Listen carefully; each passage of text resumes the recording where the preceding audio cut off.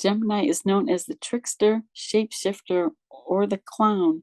A trait of Gemini is that they can smile and laugh on the outside, but be crying on the inside, often dealing with both extremes of emotions at once, joking around, even if feeling upset on the inside. They can't help it, it's just who they are. This is not a bad thing, it just shows how deep they are. Gemini is known as the twins. Their positive traits can be witty, funny, intelligent, and they're highly social, although sometimes they get a bad rap for their negative traits. People say they're fickle, superficial, and unreliable. The word Gemini is a Latin word meaning the twins, and Gemini is the third sign of the zodiac, a mutable air sign ruled by planet Mercury. The twins are curious, love to talk, share, and explore. They're always learning new things, and they love to meet new people and share what they've learned. And planet Mercury rules the mind, thinking and learning. Gemini and Mercury signifies quick movements and talking fast in a very graceful kind of way. And Mercury is known as the messenger of the gods, a wise guide or teacher, learning, thinking, perceiving, reading and writing, and journalism, gathering knowledge and ideas, and sharing the information that they've learned with others. If you're wondering why Gemini is known as the twins, I'll show you. This is a picture of the Gemini Zodiac constellation, and it's a picture of the twin stars known as Gemini, Castor on the right and Pollux on the left. And they're twin brothers. And I'm going to tell you a little bit about their background story and how they became the stars of the Gemini constellation. Let's go over a short explanation of what a zodiac constellation is. The word zodiac is a Greek and Babylonian word that means circle of animals. In a zodiac constellation, it's a pattern of stars in the night sky. The constellations are created by the joining together of individual stars. They form images that look like objects, animals, or they look like gods or heroes from Greek and Roman mythology. And this is a picture of the 12 original zodiac constellations. These were identified in ancient times, and later they were adopted by the Greek astronomer Claudius Ptolemy and the IAU, the International Astronomical Union. The astronomers divided the ecliptic, which is the yearly path where the Earth and planets travel around the sky. They divided that into 12 segments, 12 zodiac signs. And back to the Gemini constellation picture of Castor and Pollux. And this is a little bit of their history and how they became the stars in the Gemini constellation. According to Greek and Roman mythology, the twins, Castor and Pollux, were sons of Leda. The legend has it that the brothers were inseparable and never argued, and that they looked identical even though they had different fathers. And there's many different versions of this story, and you might found different information, but this is what I found. Their mother, Leda, was the queen of Sparta. Castor's father was named Tyndareus. He was a mortal man who was the king of Sparta. And Pollux, also known as Polydeuces, was the divine son of Zeus, an immortal, and he was known as the king of the gods, also called god of the sky. In astrology, Zeus is associated with Sagittarius, which is the opposite sign of Gemini. Leda became impregnated by the immortal Zeus while she was visited by Zeus, who was in the form of a swan at the time. And together the brothers were known as the Dioscuri, the Greek word meaning sons of Zeus. Castor was a horse trainer, and Pollux was a great boxer. The brothers went on many adventures and heroic quests together through their life, as Geminis love to do.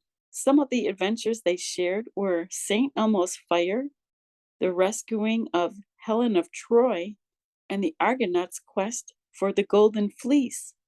The twins were known as the patron gods or guardian angels for sailors at sea, and Gemini is also associated with sailors. The twins were associated with two rival brothers who were also another set of twins. And the legend has it that they both fell for the same ladies and they fought for them. And Castor was killed in the battle. And after Castor died, Pollux could not live without his brother, and he begged Zeus to let him share his immortality with Castor. And he was even willing to give up his own mortality to be with his brother.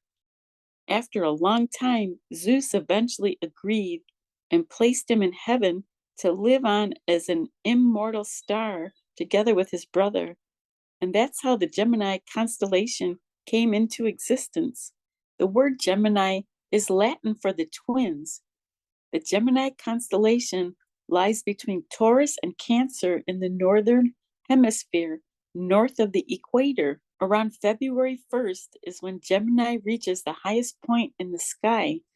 The two brightest stars of Gemini, Castor, the Alpha Geminorum, and Pollux, the Beta Geminorum, represent the twins' heads. The rest of the Gemini constellation can be connected from the northwest to the southwest to form the bodies and the limbs of the two figures of the Gemini constellation. Pollux is 36 light years away from Earth. Castor is made up of 6 separate stars, and when viewed by a telescope, it looks like the 2 stars with a third star close by. These are actually 3 sets of double stars to equal 6. This represents the Gemini theme of duality, hence the name the twins. Doubles, or in this case, multiples. The Gemini constellation also consists of multiple other stars and can be best seen from Earth from December through March, around 9 or 10 o'clock at night. And it's most visible during mid-February. The Gemini meteors, which radiate from an area near Castor, reach their peak between December 12th and 14th. For thousands of years, sailors have used the Gemini constellation to navigate and find their way. Gemini is associated with good luck for sailors. The Gemini glyph is 2 lines that are connecting to each other, and this signifies connecting the earth to the spiritual realm. It also signifies connecting men with women, and signifies the duality, which is the twins. It also means polarity or yin and yang, and it also means doubles or multiples. The Gemini archetype of duality differs in different places of the world. In Greece, it was the goats, and in Arabia was the peacocks. Gemini is an air sign, and they must have variety and freedom to move around like air. And they have a youthfulness about them, no matter what their age. A little bit about Gemini personality traits. They have an ability to communicate and convey information clearly. They have the ability to create a space for people to communicate and share their views without judgment. And because of this, they make great journalists and reporters. And Gemini's mission is to learn lots of information on many different subjects and report what they've learned back to society. They're broadcasters, and they're good at making information simple for others to understand. Mercury, the messenger of the gods, who's Gemini's ruler. Gemini is a bridge between the earth and the spiritual realm.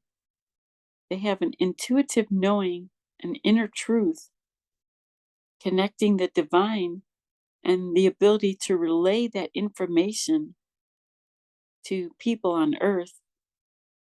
And butterflies and dragonflies are also ruled by Mercury, Gemini, and butterflies are messengers. Butterflies and dragonflies are messengers from the spirit world. Mercury also rules the lower mind or the monkey mind, which is the overthinking that sometimes Geminis They think so much, they have so many things on their mind at once. And Gemini's strengths, they're highly adaptable, flexible, curious, open, and highly intelligent, going deep into the knowledge of something and communicating what they find out with others. They're great multitaskers and have the ability, the gift of speech, the ability to make great speeches. They're funny, witty, charming, and they know just how to get their point across. Their shadow side, why do Geminis often get a bad rap of being superficial, fickle, scattered, and unreliable? They're considered the most misunderstood sign because of their duality. They have two sides to them. They often come across as fickle, but they're very open minded and they often see both sides of things without judgment, and they're non discriminatory. People see the duality of them having two sides, or them being fickle and not making a decision. Gemini, often seen as being superficial. Gemini is curious, loves to socialize and meet new people. Their curious nature and drive to meet new people is what motivates them. And all they need is to be meeting new people. And as an archetype, Gemini doesn't need to go too deep. That's why they're seen as superficial. They're more logical than emotional because Gemini's an air sign. They don't need to go deep. Now, keep in mind, this is an archetype to describe the Gemini, and we all have different variations. They're known for keeping things on a surface level, and they're often seen by others as superficial for that reason. As Gemini sees it, they like to keep things light, airy, and fun, and they don't like to make anyone feel uncomfortable or put them on the spot. So they like to keep things light, and they have a special way of creating space for people, which encourages them to communicate and share their views without being judged. Why are they seen as fickle?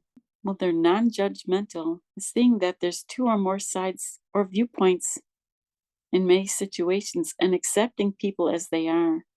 They thrive on variety and they're often pulled in many directions at once. Not the most sensitive sign, light and airy approach, and they're more logical than emotional. They can excuse certain behaviors since they can often see things from many perspectives. And for this reason, people see them as fickle. Why do people think Gemini is scattered and unreliable? They're an air sign. They're highly adaptable to their environment. They can change their minds easily upon receiving new information. And for that reason, they can be seen as scattered or unreliable. They're great starters. They might not always have the ability to finish because they're always picking up on new information and new ideas. And they get excited for new ideas and then they can become scattered. Gemini is also known as the jack of all trades and the master at none. Their opposite sign, Sagittarius, is great at mastering just one subject, where Gemini learns many things on many different subjects and is a great multitasker with many tools in their toolbox. They're skilled in many areas. They have such a wide focus, they sometimes tend to scatter their energy. They can easily get distracted and restless.